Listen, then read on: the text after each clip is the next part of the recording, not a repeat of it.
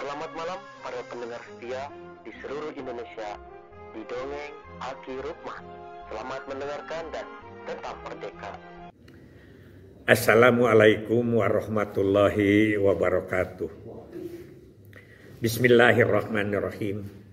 Alhamdulillahirabbil alamin.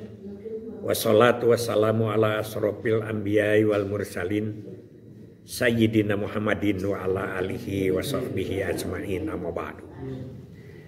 Bapak, Ibu, dan kawan-kawan sekalian serta anak cucu Aki dimanapun menyimak dongeng ini, mohon maaf pagi ini ramai di jalan. Rekaman agak terganggu sedikit. Begini, kemarin ketika Aki ngadongeng banyak tanggapan-tanggapan tentang lansia dimensi spiritual. Para ulama juga menyebut bahwa seharusnya tentu saja adalah ulama kita memahami segala sesuatu yang berkaitan dengan spiritual. Tapi kenapa di forum-forum spiritual si lansia ini tidak berkutik, tidak berdaya? Itu ya, tidak berdaya. Padahal lansia itu menghadiri acara keagamaan, acara sosial, acara budaya, tapi kadang-kadang tidak berdaya di situ. Kenapa?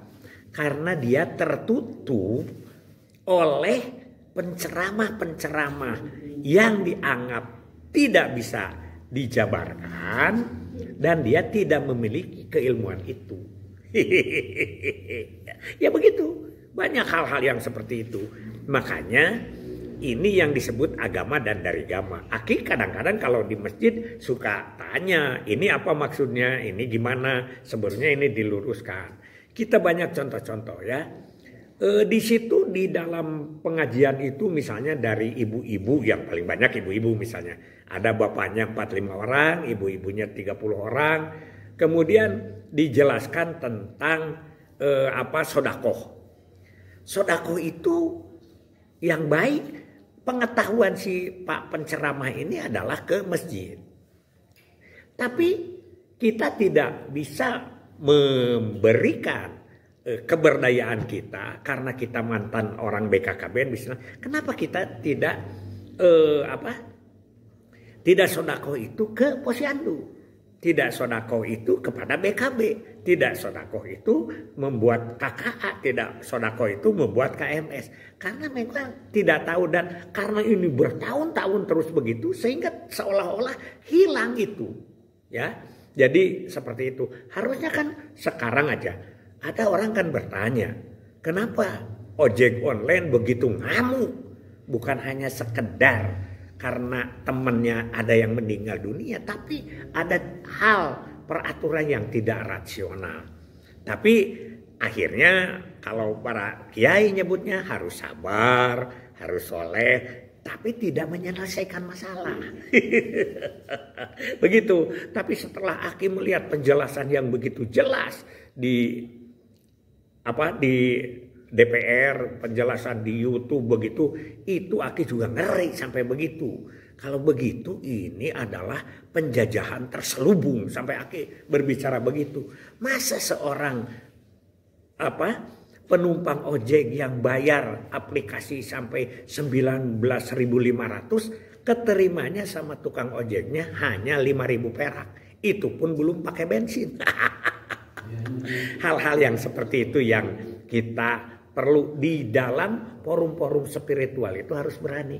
Padahal misalnya Ustadz menjelaskan tentang pendidikan anak. Di situ ada pensiunan guru perempuan dan tidak berani. Padahal kita jabarkan didaktik metodiknya bagaimana.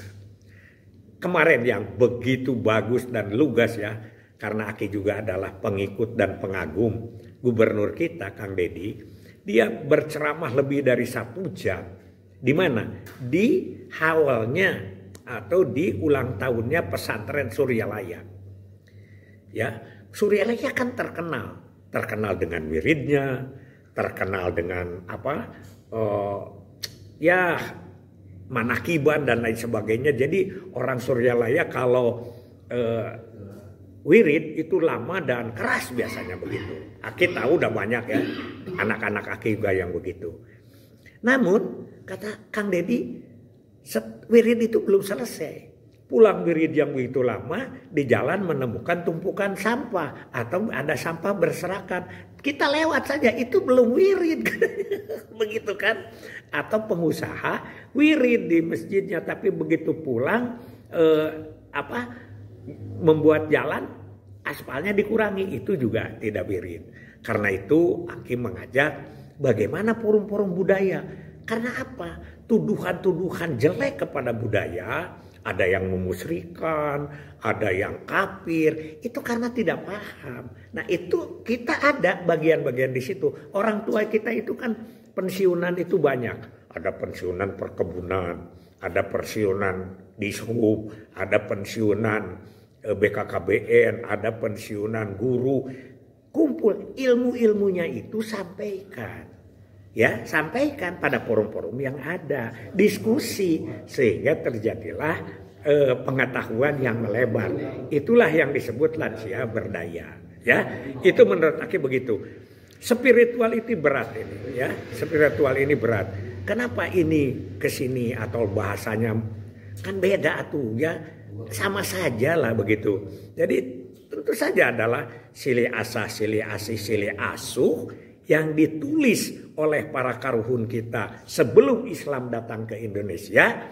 Datanglah Islam menjadi Bismillahirrahmanirrahim. Sama. Tapi kita yang dulu tidak disebut. Nah inilah kewajiban lansia. Karena kita sedang berbicara lansia berdaya. Apa yang disebut berdaya? Aki ulang-ulang ini. Yang disebut berdaya itu aya kahayang, aya kadaek, aya kanyaho, aya kabisa, aya kaboga. 5K. Itu yang disebut dengan lansia berdaya. Jadi beuki kolot, beuki nyoso, beuki loba, kaelmuanana gitu. Jadi itu yang disebut. Karena ada yang ya pengalamannya banyak tapi tidak berani mengemukakan. Karena yang dijelaskan oleh para kiai, para ustadz, para tokoh yang lain itu seolah-olah menutup dirinya, ciut. Jadi tidak pede. Tolonglah pede kawan-kawan sekalian. Pede itu bukan percaya dukun, tapi percaya diri. Walaupun sedikit, mungkin ilmu di kita itu ada yang di orang lain tidak tahu. Sharing lah. Di situ yang disebut berdaya di bidang spiritual. Karena spiritual itu bukan agama saja. Nah itu bukan agama saja, tapi pola-pola kehidupan, hal-hal yang gaib yang ditemukan. Seperti begini, katanya itu musyrik orang yang suka pergi dagang, pakai hitung-hitungan. Kalau jam 9 bakal gini, kalau jam 9 bakal gini. Aki itu punya cerita. Paman Aki, Mang Aki, itu dia dagang tape. Pada satu saat, dia itu biasanya berangkat jam 8. Susah lakunya sampai ke sana itu kira-kira sore juga susah. Tapi satu saat karena jam 1 akan ada tamu, dia berangkat jam 6 pagi. Ternyata jam 6 itu laku. Jangankan jam 1, jam 10 sudah habis. Nah, besoknya berangkat lagi jam 8, begitu lagi. Berangkat lagi jam 6 laku lagi. Ternyata jadi kebiasaan katanya. Jadi kalau jam 6 itu berangkat itu ninggang di rezeki dan majunya harus ke utara. Padahal itu kenapa? Karena orang-orangnya ada jam 7 itu. Jadi kebiasaan disebutlah primbon. Primbon itu pengalaman. Jadi Aki minta kawan-kawan sekalian, kita dengan segudang pengalaman kita sebagai lansia, ya Akilah merasa lansia, walaupun lansia apalah. Kan kalau 57 dibalik itu kan sudah lansia. Tapi kita berikan keilmuan kita itu kalau kita ingin berdaya.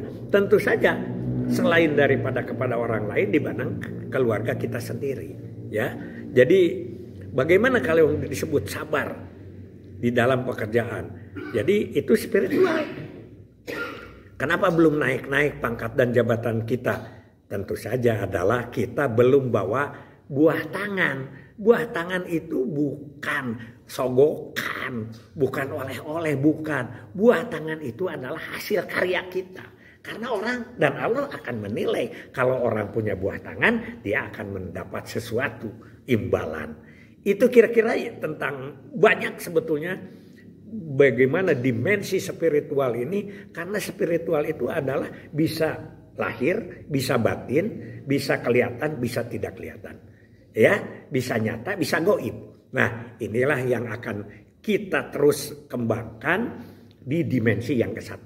Dimensi ke-1 ini nanti minta Aki masukkan ya. Beranilah kalian masuklah ke pengajian-pengajian, dan di situ walaupun Anda tidak ceramah, tapi Anda bisa bertanya, Anda bisa memberikan solusi, Anda bisa memberikan pengetahuan-pengetahuan. Sekali lagi, para ustadz, para ulama sekarang kurang disentuh oleh pemerintah. Coba, orang sekarang sedang gencar-gencarnya stunting. Tidak ada yang berbicara teknis tentang stunting. Bahkan nyebut stunting pun kalanya alergi. Salah siapa? Salah kita.